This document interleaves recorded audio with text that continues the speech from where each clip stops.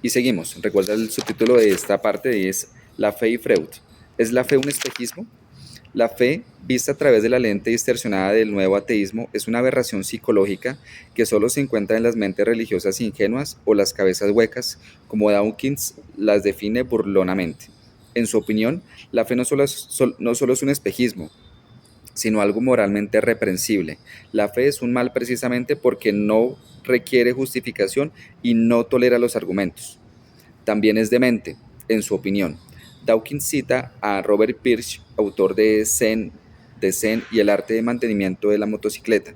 Cuando una persona sufre espejismos, eso se denomina locura. Cuando muchas personas sufren espejismos, se denomina religión.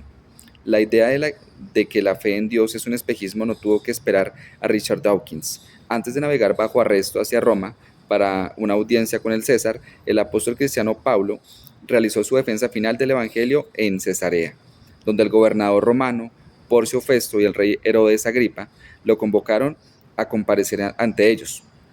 En un episodio muy conocido, Festo interrumpió la defensa de Pablo diciendo: Pablo, estás loco.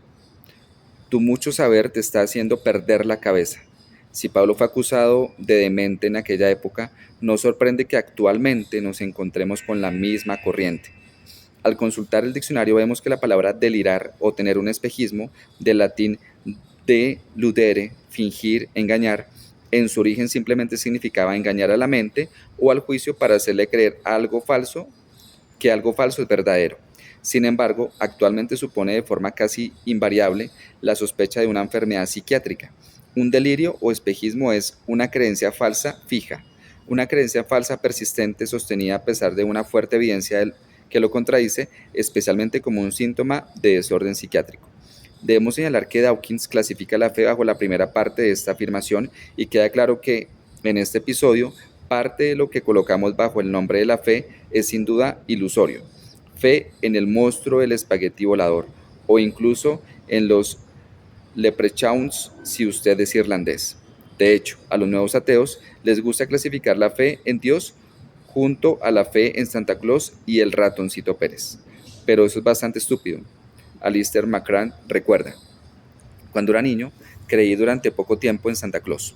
Sin embargo, pronto entendí la realidad, aunque debo confesar que me guardé mis dudas sobre su existencia para mí, porque también me di cuenta de que hacerlo tenía una ventaja material. Nunca he oído de adultos que crean que es en Santa Claus o el ratoncito Pérez. He conocido a muchos que han llegado a creer en Dios. Por tanto, existe una gran diferencia. No obstante, merece la pena plantear la pregunta: ¿por qué es un espejismo creer en el ratoncito Pérez? La respuesta es obvia: el ratoncito Pérez no existe. Este hecho nos lleva a un asunto fundamental que se pasa muy fácilmente por alto. Es el siguiente: la fe en Dios es sin duda un espejismo si Dios no existe. Pero, ¿y si existe? ¿Y si existe? Entonces el ateísmo es el espejismo. Por tanto, la pregunta que hay que hacerse es: ¿Dios existe? Esta idea es tan importante que deseo expresarla de otra forma y enfrentarme al mismo tiempo a otra objeción. Muchos ateos, inspirados por Sigmund Freud, que pensaba que la fe en Dios es una ilusión, declaran que tiene una explicación muy simple y convincente de por qué las personas creen en Dios. Surge de la incapacidad de hacer frente al mundo real y sus incertidumbres. Michael Onfray nos dice que la religión se imagina porque las personas no desean hacer frente a la realidad. Preferían la fe a la razón para tranquilizarse al precio de una mentalidad perpetuamente infantil. Así pues, para los nuevos ateos, Dios es el cumplimiento de un deseo, la figura de un padre ficticio proyectada en el cielo de nuestra imaginación y creada por nuestros deseos de inconformidad y seguridad. Según este punto de vista, el cielo es una invención para lidiar con el temor humano o a la extinción una vez morimos, y la religión es simplemente un mecanismo de escape psicológico para no tener que enfrentarnos a la vida tal como esta es realmente.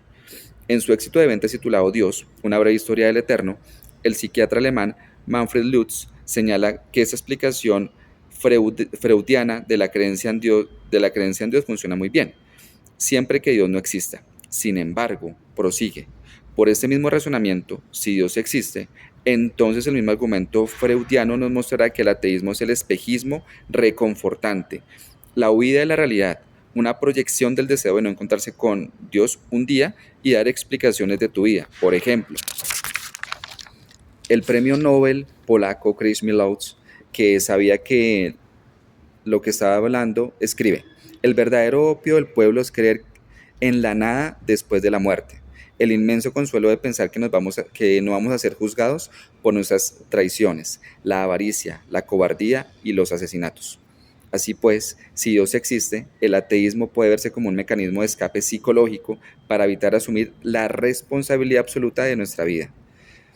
Lutz deja clara la implicación de este argumento. En cuanto a si Dios existe o no, Freud no puede ayudarle de ningún modo. Si los ateos van a utilizar a Freud, también pueden proveer otras bases para rechazar la existencia de Dios. De forma parecida, si los cristianos van a utilizar a Freud, también pueden aportar otras razones para creer en Dios. Por sí solo, Freud no ofrece ninguna ayuda cuando se trata de esta cuestión central: ¿Dios existe o no? Por supuesto. Soy muy consciente que los nuevos ateos declaran que la fe no es solo un espejismo, es un espejismo pernicioso que ha desembarcado en una violencia horrible y actos de terrorismo como el 11 de septiembre, un suceso que ayudó a desencadenar la protesta de los nuevos ateos. Analizaremos con detalle esta acusación en el capítulo 2. Sin embargo, primero debemos reflexionar sobre la relación de la fe con la ciencia. Siguiente subtítulo: Fe y ciencia. No te lo pierdas. Dios te bendiga.